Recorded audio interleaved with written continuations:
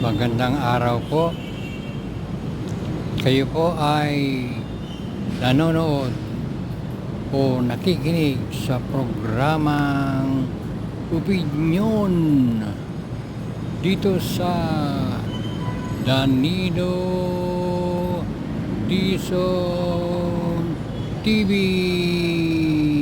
Palakpakan. Magandang araw po sa inyong lahat.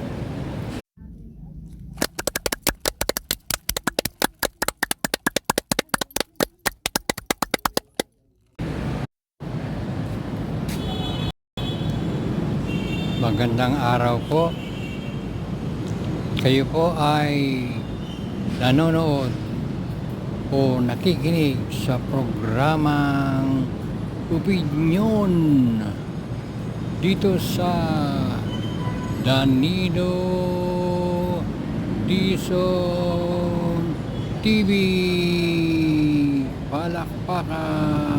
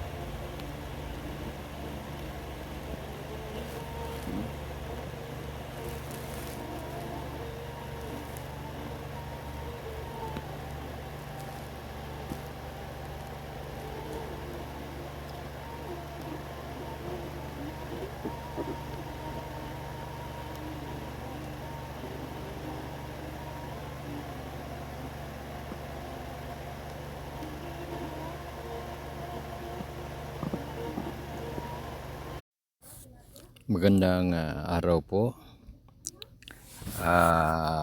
Pag-usapan po natin yung tungkol sa impeachment na magsisimula sa House of Representatives at ito ay iakyat sa Senado. Yung Senado ang magiging impeachment trial court.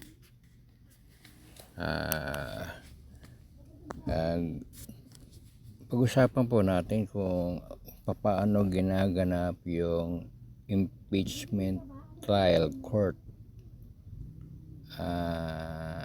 Paano sila gumaganap sa tinatawag nilang trial court. Kasi po sabi nila yung mga abogado na nagpapaliwanag tungkol sa impeachment trial ay hindi raw ito ito daw ay political. Hindi ko maintindihan yung political court, ganun. Ibig sabihin, hindi siya regular court. Ang mga judges, ewan ko paano man maging judges yan, hindi naman nag-aral ng batas. Siguro, dahil political nga, hindi kailangan na nag-aral sila sa batas. Yung ibig lang sabihin, dahil political court yan,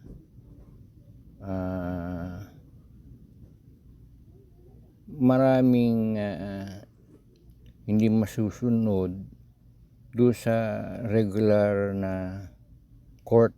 Halimbawa po, ano po ba ang ibig sabihin ng beyond reasonable doubt?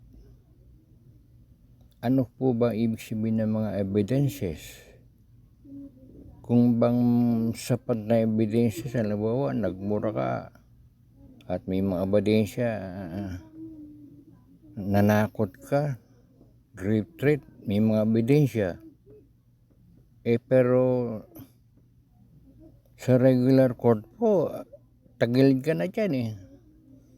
Pwede ka na madisgrasya dyan at makulong. Pero sa impeachment court, parang lumalabas, hindi tinitignan yung merit,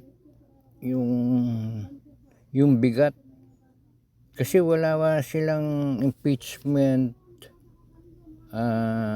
rules na mababasa. Hindi kagaya ng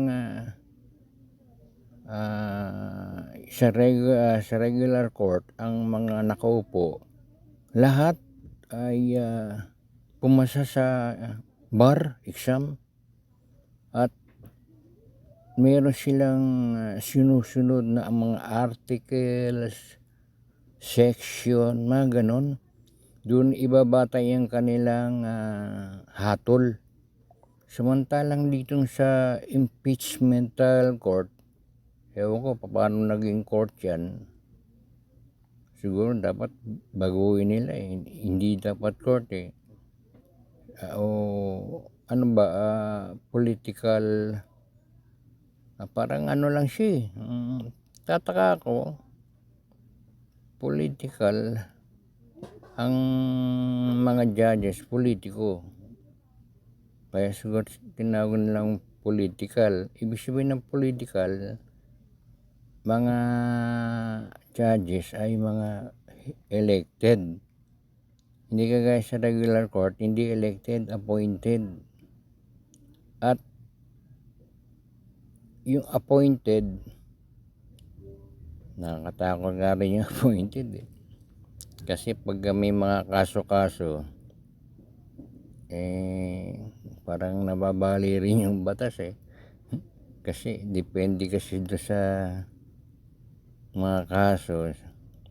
Minsan pinagdududahan ka agad ng ilan pagka ang kaso ay nadala sa Supreme Court at ang nakasalang ay kabarkada ni Duterte.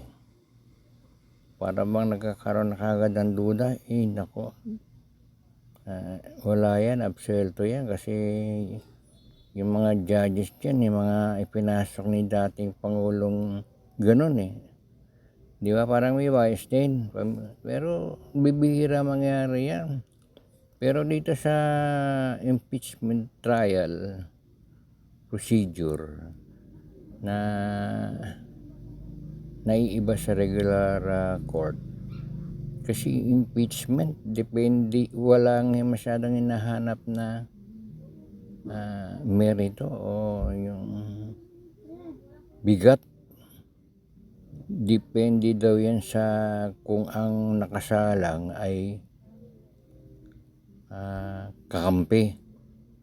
Halimbawa, yung mga senador dyan, kaibigan nila si Sara, yun ang mananaig. Ang tanong kagad, halimbawa, ako si Senator Bongo, sino ba ang nakasalang dyan? Ganun kagad na tanong eh. Si Sara. Ay nako, ano na yan, not guilty na yan para sa akin. Ganun kagad eh, no? Alam ba, Senator Bato, si Sara, gusto nilang tanggalin, nagmura, nanakot. Ano mo naman yan, hindi naman kasalanan ng manakot, hindi naman kasalanan ang magmura. Ano gagawin? Absuelto, not guilty. Ganun ba yun? So, lalabas, hindi pinag-uusapan dito kung ano yung ginawa ng taong gusto nilang tanggalin. Yung pong impeachment ay pagtanggal. English kasi impeachment pero pag tinagalog yan tanggalin. Bakit? May kasalanan. Ano kasalanan? Nagmura sa pinakamataas na opisyal ng bansa. Ang presidente, minura. Pati asawa, presidente, minura. At yung Speaker of the House, minura. At yun namang Pangulo ay pinagbantaan din na, at saka yung First Lady pinagbantaan na parang sinabi ni BP Sara na patayin mo yan pag may nangyari sa akin, patayin mo sila, huwag mong titigilan hanggat di sila napapatay, parang ganon na. So lahat yan, pagkang kakampi ang hahatol, wala lahat yun, hindi, walang merito o merit, walang bigat. Kaya parang hindi maganda dapat siguro bogey na yung impeachment na yan kasi parang tsambahan lang, pagkakampi, pag hindi, kagaya nung kay dating Chief Supreme Court, si Corona. Dahil kumilos